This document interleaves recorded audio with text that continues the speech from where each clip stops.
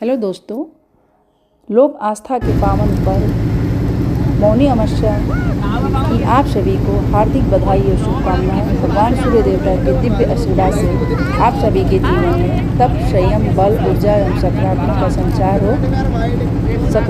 का संचार हो। माघ मास की अमावस्या, जिसे मौनी अमावस्या कहते हैं, ये योग पर आधारित महाव्रत है।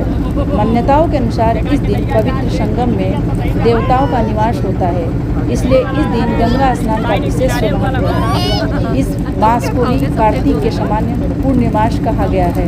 गंगा तट पर इसी कारण भक्तजन के एक मास तक कुटी बनाकर गंगा स्नान एवं ध्यान करते हैं।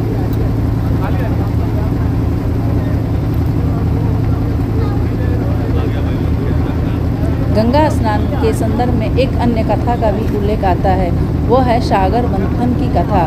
कथा के अनुसार जब सागर मंथन से भगवान धन्वंतरी अमृत कलश लेकर प्रकट हुए, उस समय देवता एवं असुर में अमृत कलश के लिए खींचातानी शुरू हो गई। इससे अमृत की कुछ बूंदें छलक कर इलाहाबाद, हरिद्वार, नासिक और उज्जैन में जा गिरी।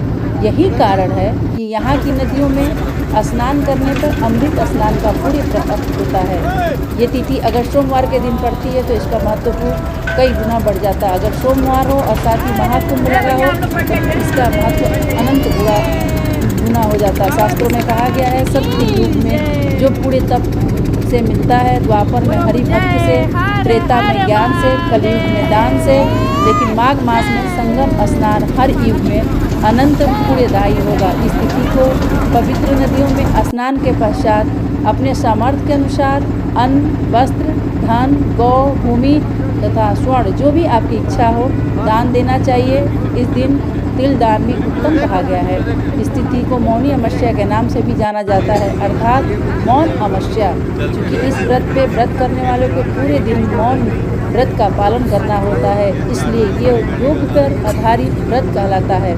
शास्त्रों में विदित भी है कि ओठों से ईश्वर का जाप करने से जितना पुण्य मिलता है, उससे कई गुना अधिक पुण्य मन का फेर कर हरि का नाम लेने से मिलता है।